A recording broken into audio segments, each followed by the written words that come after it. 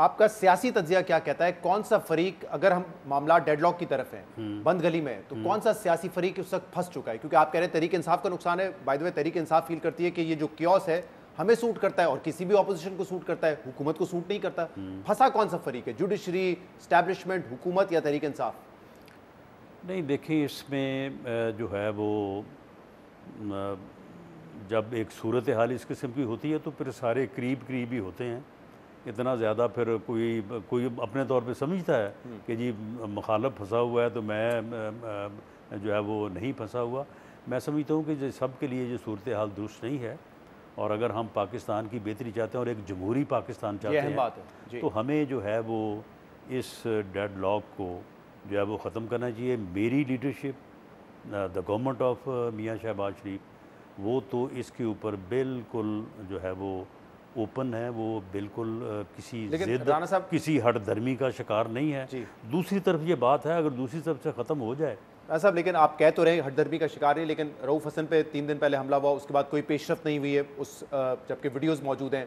2 दिन पहले आपने उनका नहीं, उसके ऊपर क्या पेशरफ कर, किसी को पकड़ा जाए, कोई आइडेंटिफाई हो? किसको पकड़े बताएं? जो आए थे जिन्होंने हमला किया था। नहीं तो मामला ये है कि अगर यानी मेरे साथ को वाक़या होता है तो बतौर मुद्दई ये जो ज़रर केसेस होते हैं एक वकील के तौर पे, इसमें ठीक है इन्वेस्टिगेटिंग एजेंसी जो है वो इन्वेस्टिगेशन करती हैं, पकड़ दकड़ करती हैं, लेकिन बात मुद्दई से चलती। मुद्दई कहता है कि जी मेरा मुलज़म फलां है। अगर कल को पुलिस किसी को पकड़ के कहे कि जी ये है, जी उन्होंने कहना जी नहीं ये है ही नहीं। 9 मई के बाद हज़ारों लोगों को आपने कैमरा से आइडेंटिफाई करके उनको पकड़ा, कोई लेकिन कोर्ट में गए, कोई टेररिज्म कोर्ट में गए, लेकिन वो आइडेंटिफाइएबल नहीं है, वो मैंने देखी है। वो अच्छा, वो नहीं आइडेंटिफाई, उनके मेकअप भी इतने हुए हैं कि वो आइडेंटिफाइएबल नहीं है। अच्छा तो कोई, अच्छा चलें, उसमें पेशरफ नहीं हुई। फिर आपने सीडीए में उनका दफ्तर गिरा दिया। अब ठीक है कुछ तजावुज़ात होंगी, लेकिन सियासी जमात का दफ्तर है, अगर आप इन हालात में गिराएंगे तो ऑब्वियसली सब यही कहेंगे सियासी विक्टिमाइजेशन है। तो हठधर्मी फिर आप कह रहे हैं नहीं है, तो ये क्यों हो रहा है सब कुछ? देखें, इसमें जो उनका जो है वो दफ्तर गिराया गया है, आप देखें उसमें ये जो मैंने उनका भी और दूसरा मौक़िफ़ सुना है, वहाँ पे तजावुज़ात तो थी, तो गिरा दें? नहीं, यानी उन्होंने तजावुज़ात वहाँ पे जो है वो की हुई थी। हाँ। तो मेरा ख्याल है कि जब नोटिस गया था उनको, आपको पता है आमतौर पर सियासी जमात के हवाले से रिस्ट्रेन होती है, एक एक्सेप्शन दी जाती है कि ठीक है पब्लिक ऑफिस है तो थोड़ा सा रिस्ट्रेन करें, यही होता है ना। लेकिन जब ताल्लुकात बुरे होते तो गिरा दो। तहरीक इंसाफ ने गिराए थे बड़े अपने दौर में। ये सारी चीज़ें ऑफ द रिकॉर्ड होती हैं। तो उस ज़माने में ये मेरा घर गिराने के लिए उन्होंने बड़े जतन किए थे, तो वो उसका फिर यही तरीका होता है। देखें कि आप अदालत में जाएं, स्टे लें, कोई और जो है वो करें, या फिर ये है कि जो आप समझते हैं कि ये, आप देखें ना, वो इस बात को ये तो कहते हैं कि जी हमें नोटिस नहीं दिया गया, ये नहीं हुआ, वो नहीं हुआ, लेकिन मेरा ख्याल है कि उनकी बात से ये साबित होता है कि तजावुज़ात तो थी। तो गिराना अमल ठीक था हुकूमत की तरफ से? देखें जी, अगर कोई नजायज़ तजावुज़ात हैं तो उनको तो गिराना चाहिए, गिराया जाना चाहिए। अगर किसी और जगह पे नहीं गिराया गया तो निशानदेही करें, उसको भी गिराया जाना चाहिए। तो आपने भी मीर साहब के शो पे कहा कि अब सुलह हो जानी चाहिए, कि मामला जो है वो ख्वाजा सराओं के हमले तक पहुंच गए। मुस्तफ़ा कमाल साहब ने भी कल परसों कहा है कि नवाज शरीफ और इमरान खान साहब को एक तो इनिशिएट करना चाहिए, मुलाकात करें, मामला हल करें और इस्टेब्लिशमेंट को भी वे आउट दें। मतलब कोई इस तरह की उम्मीद है या सिर्फ हम टीवी में बैठ के बातें कर रहे हैं और टाइम कंज्यूम कर रहे हैं और होना कुछ नहीं है? देखें, बात ये है कि हमें तो उनसे इस बात का खदशा है कि जब कभी भी बात हुई है ना, कि हमने अगर बरह रास्त कह दिया कि जी ठीक है आए, वहाँ से रिस्पॉन्स नहीं आते, आगे से रिस्पॉन्स क्या, आगे से गालियाँ देते हैं। वो तो इस वक्त तो साफ उनका ये कहना है कि जिन पार्टीज के पास हमारा मैंडेट है उनसे बात नहीं करेंगे। नहीं, देखें तो इनके पास हमारा मैंडेट नहीं था, चले इसके ऊपर बात कर लें। तो फिर हमने इनको on the floor of the house, मियाँ शहबाज शरीफ द देन अपोजिशन लीडर, उन्होंने on the floor of the house, ये खुद तशरीफ फरमा थे इमरान खान साहब, उन्होंने कहा जी खान साहब हमारे साथ बड़ी ज़्यादती हुई है, हमारा मैंडेट चुराया गया है, लेकिन अब आप एक सिस्टम के तहत, एक तरीक़ाकार के तहत वज़ीर-ए-आज़म बन गए हैं, हम आपके साथ बैठने को तैयार हैं, हम आपके साथ बैठ के बात करने को तैयार हैं इस मुल्क की बेहतरी के लिए। बिलावल भुट्टो ज़रदारी ने कहा जी कदम बढ़ाओ, हम तुम्हारे साथ हैं। आगे से इन्होंने जो कहा वो आपके इल्म में जी, कोई उस मुज़ाकरात नहीं हो सकते। आपको क्या नज़र आ रहा है कि बानी पीटीआई बाहर आ रहे हैं बहुत जल्द, क्योंकि एक केस में 29 तारीख को फैसला है, फिर एक जो साइफर वाला मामला है वो एंड स्टेजेस पर है, और क्या यही वजह है कि पंजाब हुकूमत ने कल फैसला किया है, काबीना ने ये फैसला किया है कि मजीद केसेस बनाए जाएंगे और फिर उस्मा बुखारी साहबा कह रही थी कि जो फ़ौज को, इदारे को वो इस वक्त डैमेज कर रहे हैं और 1971 का हवाला देकर बात कर रहे हैं तो उस पर केस बनता है। 1971 का हवाला तो मियाँ साहब भी कई मरतबा दे चुके हैं, ख्वाजा आसिफ दे चुके हैं, तो हर सियासतदान देता है। बहरहाल देखें, जिस तरह का प्रोपेगेंडा, जिस तरह की गुफ्तगू हो रही है, मेरा ख्याल है कि इंडिया ने भी आज तक नहीं की होगी जिस तरह की वो गुफ्तगू कर रहे हैं एक दिफाई अदारे के मतलब। तो ये तो मैं नहीं समझता कि किसी तरह से भी रवा रखी जानी चाहिए या इसको सपोर्ट किया जाना चाहिए, बल्कि इसकी हौसला शिकनी होनी चाहिए।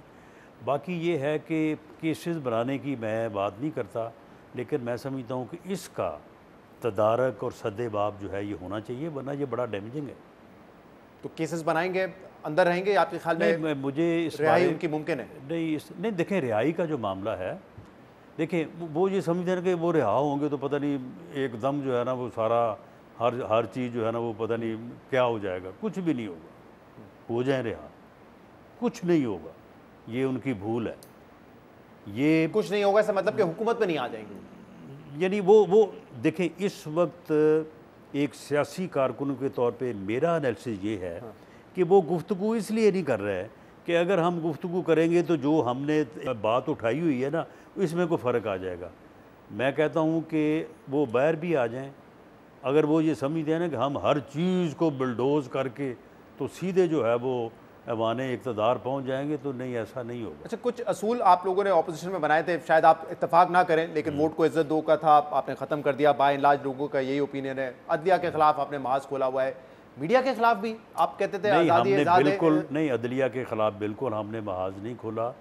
वो बात सिर्फ ये होती है कि जो वहाँ पे रिमार्क्स होते हैं, देखिए रिमार्क कोई फैसला तो नहीं है ना, तो जजेस के पास तो इख्तियार है, वो फैसले करें। अगर जजेस ने तकारीर करनी है तो फिर हमने पार्लियामेंट में क्या करना है? फेवर में आ रहे होते हैं ना तो हर सियासतदान को रिमार्क्स भी बड़े अच्छे लगते हैं। गलत है, गलत है, फिर भी गलत है। लेकिन अब अगर जजेस ने वहाँ पे रिमार्क्स की सूरत में तकारीर करनी है तो फिर हमने पार्लियामेंट में क्या करना है? आपके लिए मीडिया भी गलत हो गया। उस वक्त इमरान खान पीका को अमेंड कर रहे थे, आप लोग तकारीर करते थे कि देखें मीडिया का गला घोट रहा है। अब आप डेफेमेशन लॉ लेकर आ रहे हैं, आप पैमरा के जरिए कवरेज बंद करवा रहे हैं। आप तो कहते थे आज़ादी होनी चाहिए, इमरान खान जो है वो फाशिस्ट है, वो मीडिया की ज़बान बंद कर रहा है। बिल्कुल बिल्कुल बिल्कुल कोई कवरेज नहीं बंद हो रही और कोई ऐसा लॉ नहीं आ रहा कि जिसमें आप लोगों की बात करने पे कोई पाबंदी हो, बल्कि मैं समझता हूँ कि आप लोगों की ज़्यादा ज़रूरत है। आपके प्रोग्राम का, आपके एनालिसिस का, आपकी राय का क्या क्या वज़न रह जाता है जब एक आदमी उठता है, ना वो ना सहाफ़ी है, ना उसका जर्नलिज्म से कोई तल्लक है, ना उसकी कोई तालीम है, वो अपना वीलॉग जो है वो शुरू करता है और वहाँ पे बातें वो ऐसी करता है, वो आपके मतलब हो, मेरे मतलब हो, ऐसी बात करेगा कि हर बंदा जो है ना वो देखे एकदम कहेगा ये क्या है। तो मामला ये कि ऐसे लोगों के ऊपर कदगन होनी चाहिए, ऐसे लोगों को रोका नहीं जाना चाहिए। कहते तो ये कि ये कवानीन उन लोगों के खिलाफ बने, फिर अप्लाई सब पर होते हो। जिस तरह के ये कानून है वो तो ऐसा लग रहा है सब पे अप्लाई होगा, फिर यहाँ तो तमाम सहाफ़ियों को अदालत की कवरेज से रोक दिया गया। नहीं देखें, बात ये है कि अदालत की चलें, अगर अदालत की कवरेज होनी है, रिमार्क्स जो है उनके रेड अलर्ट चलने हैं, तो फिर अदलिया से ये रिक्वेस्ट की जाए कि फिर उनके रिमार्क्स के मुकाबले में जब दूसरी तरफ से रिमार्क्स आएँ तो फिर वो कंटेम्प्ट ऑफ कोर्ट ना करें, कंटेम्प्ट ऑफ कोर्ट फिर फैसलों की करें। अब देखना, फिर अब ये होता है कि वहाँ पे एक रिमार्क्स की शक्ल में फिर उस पर स्पीच होती है, उसके जवाब में जब प्रेस कॉन्फ्रेंस या स्पीच होती है कंटेम्प्ट का नोटिस आ जाता है। तो ये सारी चीज़ें जो हैं ये हल तलब हैं, इसके ऊपर बात होनी चाहिए और गवर्नमेंट जो है वो इसके ऊपर तैयार है। एक आखिरी सवाल, क्या दोबारा वज़ीर दाखिला बनने जा रहे हैं आप? नहीं, बिल्कुल नहीं। मोहसिन नकवी साहब को मुबारक हो और वो अच्छा काम कर रहे हैं, बल्कि अलबत्ता ये है कि अगर उन्हें मेरी मदद की ज़रूरत हो तो मैं वो करने को तैयार हूँ, लेकिन वो अच्छा काम कर रहे हैं। उन्हें खबरें तो ये चल रही हैं और हमारे तरीके से करना चाहिए। साफ़ी हमारे दोस्त हैं आसिफ बशीर चौधरी साहब, उनकी खबर अक्सर बड़ी दुरुस्ती साबित होती है, ज़्यादातर आसिफ बशीर चौधरी साहब की। उन्होंने कहा था कि बन रहे हैं, नहीं, कोई ऐसी बात नहीं है। नहीं, बिल्कुल नहीं। मोहसिन नकवी साहब ठीक काम कर रहे हैं आपके ख्याल में? जी, मेरे ख्याल में ठीक काम कर रहे हैं और वज़ीर-ए-आज़म साहब का मुकम्मल एतमाद उन्हें हासिल है। बाकी कोई कमी पेशी होगी तो हम उनकी मदद के लिए। कमी पेशी कहाँ से होगी? आप तो कहते हैं बल्कि वो चाहे तो वज़ीर आज़म भी बन सकते हैं। देखें ना, मामला ये है कि वो जहाँ पे हैं मैं वहाँ की बात कर रहा हूँ कि अगर उनको देखें कैबिनेट जो है वो एक टीम है जी। तो टीम मेंबर के तौर पे हम उनके साथ तो ये वजारत जो है ये आज़ाद कबीले के पास ही रहेगी। जी। ये आज़ाद कबीले का लक़ब अपना वाड़ा साहब ने दिया है कि हम आज़ाद कबीले से हैं तो ठीक है।